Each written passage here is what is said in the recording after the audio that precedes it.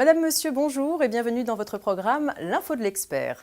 Aujourd'hui, nous accueillons Julien Ehrenberg, expert comptable, commissaire aux comptes et membre de la commission évaluation de la CNCC.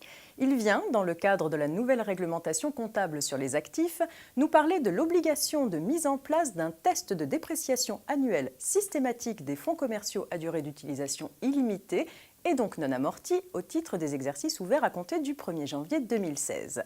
Pour aborder ce sujet, nous reviendrons d'une part sur les modalités de mise en œuvre de ces tests de dépréciation et d'autre part sur le fait que les entreprises doivent percevoir dans cette nouvelle obligation comptable une opportunité de bonne gestion. Julien Ehrenberg, bonjour, merci d'avoir accepté notre invitation. Bonjour Marianne. Alors on va rentrer tout de suite dans le vif du sujet. Le règlement ANC 2015-06, applicable dès le 1er janvier 2016, renforce l'obligation de mener des tests de dépréciation d'actifs incorporels et corporels.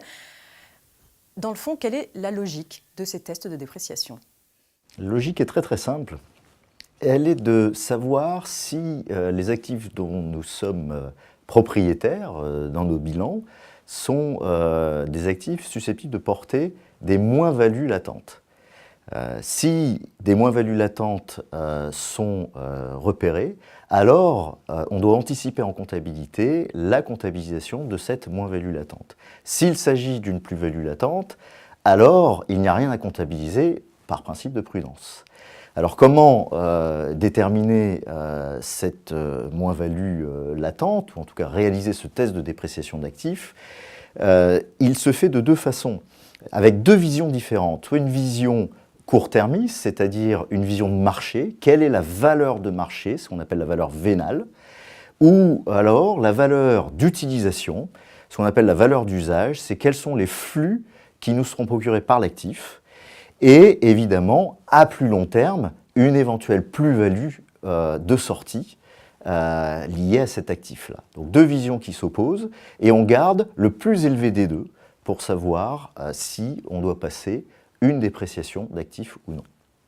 Très bien. Alors, est-ce que ce nouveau règlement est un si grand bouleversement pour la clôture des comptes annuels?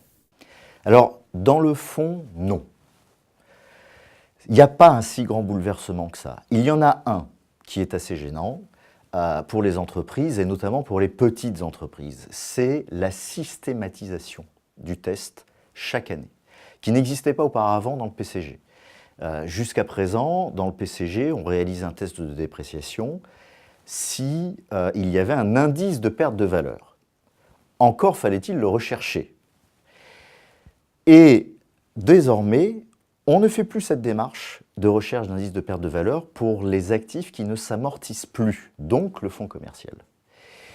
Et en l'absence d'indice de perte de valeur, on met en œuvre toute une mécanique que j'ai effectivement évoquée, le test de dépréciation d'actifs.